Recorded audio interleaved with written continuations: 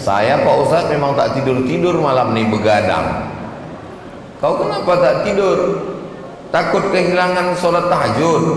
Takut tak bisa subuh berjamaah? Bukan Pak Ustadz, karena nih saya nih kena penyakit insomnia, tak bisa tidur. Tapi alhamdulillah begitu menengok Ustadz langsung tertidur. Begitulah tenangnya hati mendapatkan siraman rohani, karena memang itu janji Nabi Sallallahu Alaihi Wasallam. Majtama'a qaumun fi baitin min buyutillah, sekelompok orang berkumpul di rumah Allah, yatsluna kitab Allah, mendengarkan bacaan kitab Allah Al-Quran, wa yatadarasunahu fima bainahum, mengkaji isinya. Nazalat alaihimus sakinah, turun ketenangan ke hati mereka. Makanya kalau mau tenang sering-sering ngaji. Suami kalau mau tenang mengaji. Suami yang tak tenang genderuwo Fir'aun. Istri kalau mau tenang ngaji. Istri yang tak ngaji jadi sundel bolong, mak lampir, suster ngesot. Anak kalau mau tenang bawa dia mengaji. Ini nampaknya masjid ini sudah over capacity, tak muat lagi sudah. Berebut-rebut oksigen kita sekarang ini. Jadi kalau ada yang sesak napas, sabar-sabarlah sampai terbit matahari. Nanti kita sholat sunat 2 rakaat. Usolli sunnatal isyraq raka'ataini lillahi ta'ala. Yang belum pernah sholat sunat isyraq, laksanakan subuh ini. Yang sudah sholat sunat isyraq, mudah-mudahan istiqomah sampai mati. Syaratnya ada 4. Man sholat subha fi jama'atin, sholat subuh berjamaah. Summa qa'ada yadhkurullah, habis sholat subuh jangan pulang ke rumah, duduk berzikir mengingat Allah. Hatta tatul asyamsu, sampai terbit matahari. Terbit matahari jam berapa maghrib di Karimun? 6.20. Berarti kita tausiah sampai 6.20. Tahan-tahankanlah. Yang belum pernah mendengar tausiah, itu tausiah itu dianggapnya penderitaan yang tak berakhir, dan ustadz dianggapnya pelengkap penderitaan. Nah, jadi kalau tertidur Pak Ustadz, datang, duduk, diam, dengar. Mengantuk-ngantuk sikit, insya Allah diampunkan Allah Subhanahu Wa Taala. Diaminkannya pula. Diaminkan semua kebaikan, diaminkan Pak Ustadz. Kanat lagu ka ajri hajatin wa umrah, dapat pahala macam pahala haji dan umrah. Tamah, tamah, tamah, sempurna, sempurna, sempurna. Sebelum masuk bulan Ramadan ini bisa kita buat 2 kali lagi. Hari Sabtu sekali dan hari Ahad besok sekali. Hari Senin, Selasa, Rabu, Kamis mungkin tak bisa karena sudah masuk kantor itu ini segala macam. Tapi nanti di bulan suci Ramadan paling tidak bisa dibuat 8 kali. Sabtu, Ahad, Sabtu, Ahad, Sabtu, Ahad, Sabtu, Ahad. Tak bisa 8 kali, 4 kali. Pengajian subuh sekaligus. 4 kali tak bisa, 2 kali. Sekali pun jadilah di bulan suci Ramadan. Sekali pun tak bisa.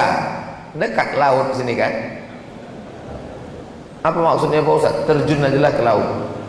Apa guna dikasih Allah umur panjang, badan sehat, kalau tidak dipakai untuk ibadah? Kau kenapa masih hidup sekarang? Kawan-kawan udah mati semua kena COVID. Kenapa kau hidup? Itulah Pak Ustadz, mungkin malaikat maut lupa. Mana ada malaikat lupa? La yastakhiruna sa'atan, tak dapat ditunda walaupun sesaat. Wala yastaqdimun, tak bisa mati itu dipercepat walaupun sesaat. Berapa banyak orang yang hidupnya susah mau cepat mati, bunuh diri di rel kereta api, live streaming pula tuh. Begitu lewat kereta api tak jadi mati. Kenapa? Salah rel. Mau bunuh diri diambil tali jemuran diikatkan ke atap rumah, melompat dari kursi, bukan dia mati, atap tuh jatuh. Kalau tak mati, kata Allah, tak mati. Berapa banyak orang yang tak ada niat mau mati, mati. Menyampaikan khutbah, meninggal. Sedang tausiah, meninggal. selesai tawaf sholat di belakang makam Ibrahim, meninggal. Masalah mati tak usah terlalu dipikirkan, karena semua kita akan mati. Yang kita pikirkan apa bekal sesudah mati menghadap Allah Subhanahu wa ta'ala.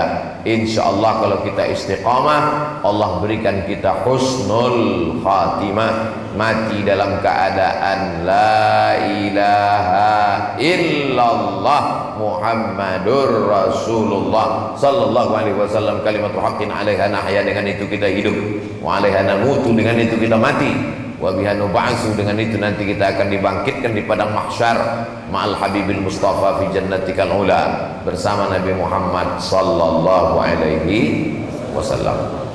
Besok hari Senin, hari Ahad, Senin, Selasa, Rabu, hanya 4 hari lagi sarapan pagi. Banyak orang yang tak suka dengan Ramadan udah sempit tangkai jantungnya menghitung-hitung, makan siang 4 hari lagi. Datang kawan sebelah, kenapa kau khawatir? Rumah makan hantu kan tetap buka. Cuma ada rumah makan hantu nih Pak Ustadz, badannya tak nampak, kaki aja nampak. Dan itu tidak ada di Tanjung Balai Karimun, ada di tempat lain.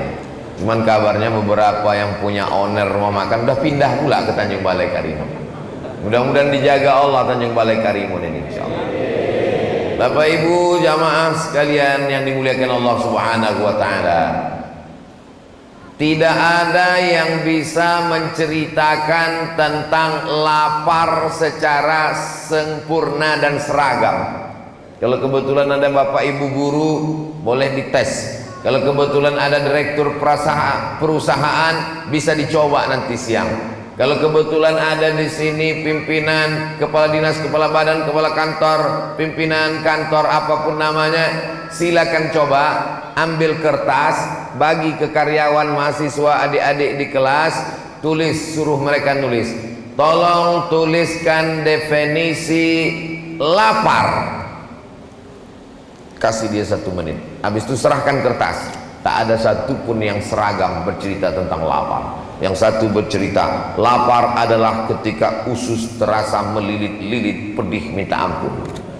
Yang satu lagi menuliskan kertas, lapar adalah ketika terdengar simfoni yang sangat harmonis antara cacing-cacing di dalam. Lapar adalah karena rasa lapar tak bisa dideskripsikan. Karena lapar tak bisa diceritakan, lapar tak bisa diungkapkan dengan kata-kata. Lapar menurut etimologi, lapar menurut terminologi, lapar menurut pakar, tak bisa.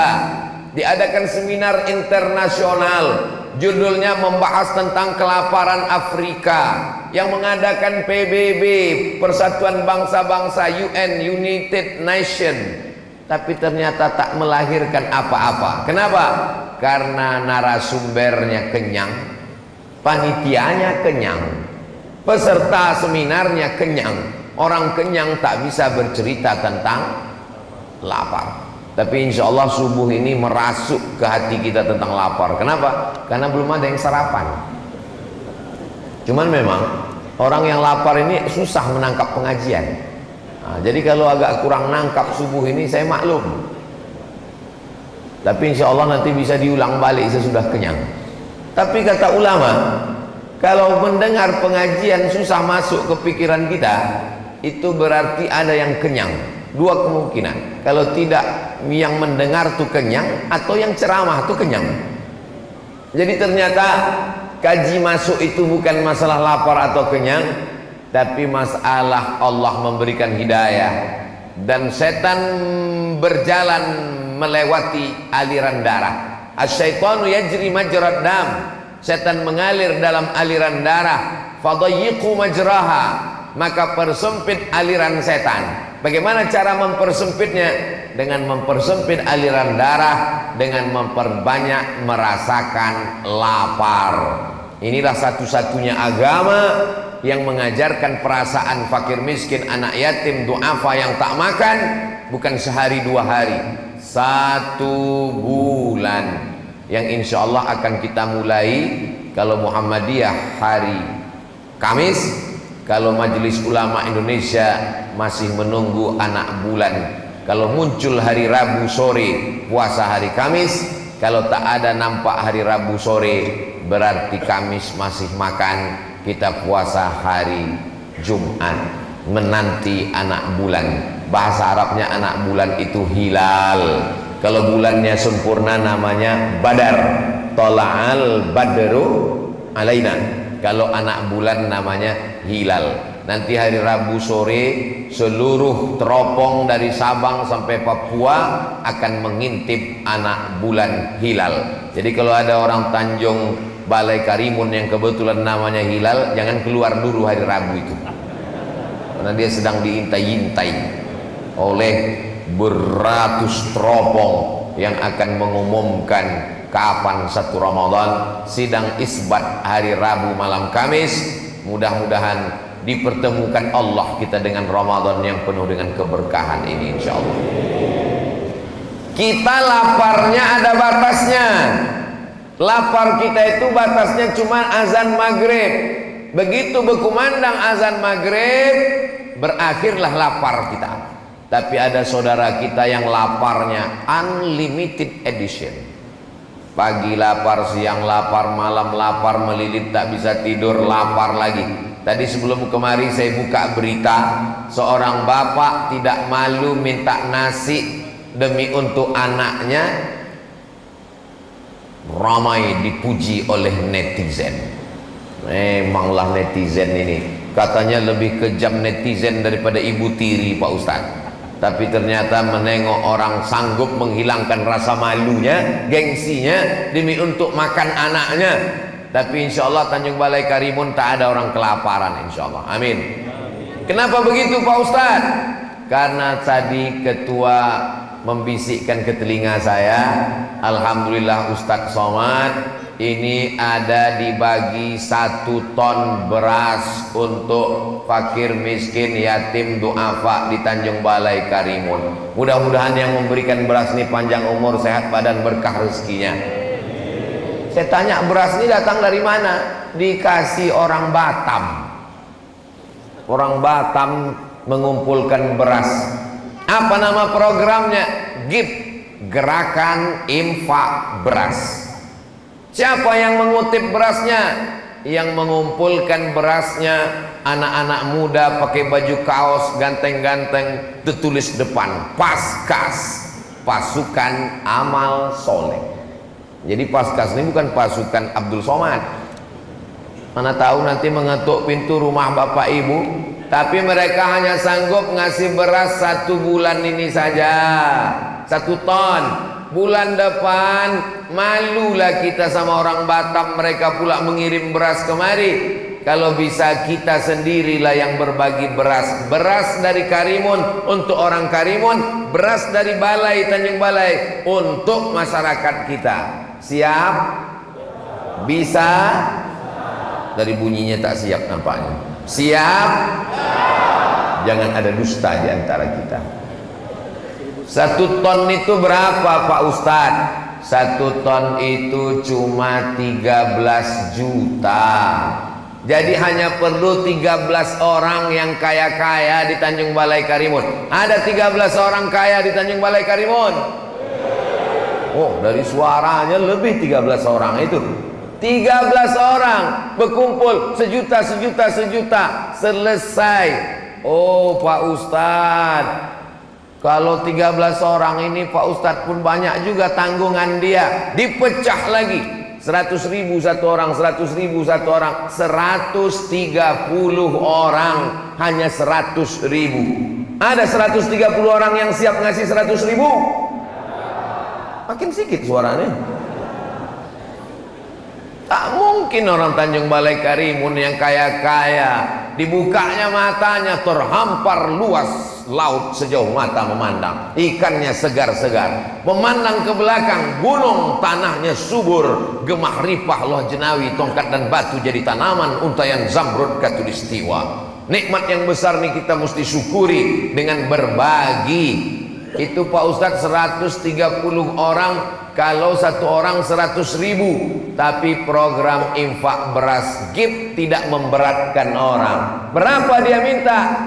Sehari 1.000 rupiah. Kalau sehari 1.000, sebulan berapa? 25.000. Loh, kalau sehari 1.000, sebulan 30.000. 30.000 lah Pak Ustadz. 25.000 karena tanggal merah tidak dihitung guys. Tanggal merah 0, hanya 1.000 sehari. Satu bulan 25.000 yang bisa langsung transfer banking, langsung ke gerakan infak beras. Yang tak sanggup, datang Paskas mengetuk pintu rumah. Paskas tak begaji, bajunya Paskas, topinya lelahku lillah. Pakai sepeda motor, minyaknya dia tanggung sendiri. Dia mengutip dari rumah ke rumah, 1.000, 2.000, 10.000 kekumpul, dibelikannya beras. Mereka yang mengutip, mereka yang mengumpul, mereka membagikan. Beras orang Tanjung Balai Karimun tidak dibawa ke kota Pekanbaru. Oh, begitu kaedahnya ya. Beras orang Karimun hanya untuk orang Karimun. Itu buktinya kenapa beras Batam bisa dibawa kemari surplus. Batam mengalami kelebihan beras, dikasihnya ke Tanjung Balai Karimun, tapi untuk sebulan ini aja lah. Kata orang Melayu, orang baik kita berpikir, jangan orang baik otak kita tinggalkan di kantong. Kasar cakap Pak Ustadz ini. Cakap saya ini tak kasar, karena cerita masalah otak ini di Kepulauan Riau biasa. Jadi kalau ada orang tak punya otak, datanglah ke Kepulauan Riau, insya Allah balik membawa otak-otak.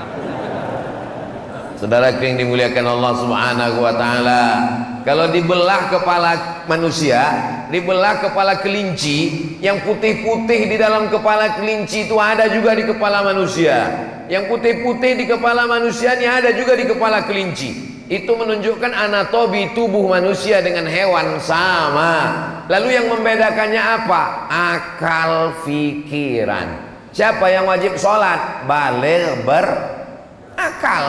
Siapa yang wajib puasa? Baligh berakal.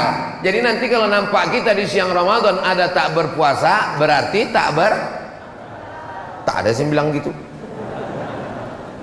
Alhamdulillah kita dikasih Allah akal. Makanya dalam Islam ada 5 yang perlu dijaga. Menjaga nyawa, tak boleh membunuh. Menjaga harga diri, tak boleh mengejek. Menjaga akidah, tak boleh menista agama. Menjaga akal, tak boleh minum khamar, sabu-sabu, narkoba. Menjaga kehormatan, tak boleh berzina. Maka Islam ini datang untuk menjaga. Tetangga kita jangan sampai ada yang tak makan. Ara'aital ladzi yukadzibu biddin. Tahukah kamu siapa itu pendusta agama? Pendusta agama bukan yang ngejek-ngejek agama. Fadzalikal ladzi yad'ul. Merekalah orang yang menyia-nyiakan anak yatim, wala yahuddu ala ta'amil. Mereka yang membiarkan orang miskin tak makan. Maka sesungguhnya hikmah bulan suci Ramadan merasakan perasaan orang lain. Banyak juga orang tak paham hakikat Ramadan. Dianggapnya Ramadan itu adalah apa hakikat Ramadan? Ramadan adalah bulan diet, bulan diet. Ramadan ini Pak Ustadz, makan pagi yang biasa jam 8 dipercepat jadi jam 5. Makan malam biasa jam 8 dipercepat jadi jam 6.30. Makan siang dihilangkan. Azan maghrib balas dendam. Makan malam lambat, makan pagi cepat, makan siang hilang. Waktu azan maghrib, Allahu Akbar, Allahu Akbar, hari pembalasan. Azan asar pun macam azan maghrib. Memang kalau udah bulan puasa, semua azan tuh bunyinya macam azan maghrib. Mudah-mudahan diselamatkan Allah kita sampai Ramadan berakhir insyaallah. Dulu Nabi mengajarkan doa, Allahumma barik lana fi Rajab wa Sya'ban. Berikan kami berkah di bulan Rajab dan bulan Sya'ban. Minta sampaikan ke bulan Ramadan. Wa ballighna Ramadan. Sampaikan kami ke bulan Ramadan. Kita ibarat mau masuk pintu istana, sikit lagi sampai. Hari Ahad 1, Isnin 2, Selasa 3, Arbi'a 4. Kalau kebetulan Kamis, Kamis puasa. Kalau kebetulan Jumat, Jumat puasa. Hanya tinggal 4 hari ini. Selamatkanlah kami ya Allah, bisa merasakan puasa Ramadan. Tapi ada yang lebih cepat dari keinginan. Apa itu? Yang lebih cepat dari keinginan adalah Mimda tema taya bawati, mati. Tak ada yang bisa menunda kematian. Dokter spesialis pun mati, apalagi mantri. Orang kaya mati, orang miskin lebih cepat. Saudaraku yang dimuliakan Allah Subhanahu wa taala, la yabitu sab'anan. Kalau ada orang yang bisa tidur lelap, wajaruhu ila jambihi ja'i'un, tetangga sebelah rumahnya kelaparan, laisa bil mu'min, tidak diakui imannya. Kau orang beriman, ya, pakai baju koko, pakai peci, pakai topi haji, pakai sorban, pakai jubah, datang ke masjid, laisa bil mu'min, tak diakui imannya. Sampai kapan? Yabitu sab'anan, tidur perut kenyang, wajaru ila jambihi ja'i'un, tetangga samping rumah kelaparan, mati dia, tak diakui keimanannya. Tetangga kita itu yang mana? Kata Imam Sufyan Ats-Tsauri, tetangga itu 40 rumah ke muka, 40 rumah ke belakang, 40 rumah ke kanan, 40 rumah ke kiri. Itulah tetangga. Kita periksa ini 40 rumah ini. Kalau dulu begitu, 40 rumah ke muka, 40 rumah ke belakang, 40 rumah ke kanan, 40 rumah ke kiri. Sekarang 40 rumah ke atas, 40 rumah ke bawah. Kenapa gitu? Tinggal di apartemen, kondominium. Oh, ada Datuk rupanya, tak nampak tadi. Masya Allah, Datuk Huzrin pun. Mudah-mudahan panjang umur, sehat badan. Jangan sampai kita hanya mempedulikan perut lambung kita saja, tak peduli kepada orang lain. Islam mengajarkan kalau ada yang bersin, asyik, alhamdulillah. Apa respon kita? Yarhamukallah. Dibalasnya balik, yahdikumullah wa yuslihu balakum. Kalau hafal, kalau tak ingat,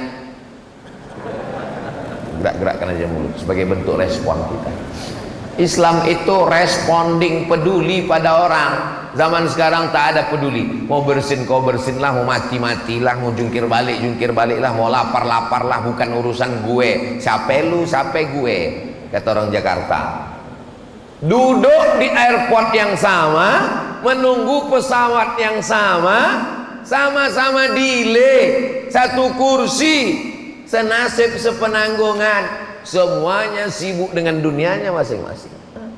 Pingsan kawan sebelah, bukan ditolong, dipoto pula. Ada kawan pingsan di sebelah, guys. Posting langsung di Instagram, di Facebook, di komen sama kawan sebelah. Kesian. Gimana hidup ini? Makanya kita disuruh ke masjid. Ke masjid itu apa? Banyak orang sekarang ke masjid pakai kacamata kuda. Tengok ke depan, arah kiblat, Allahu Akbar, rukuk, sujud, i'tidal, salam, kanan, kiri, pulang. Tak mau tahu sama jamaah. Bukan begitu sholat berjamaah ke masjid.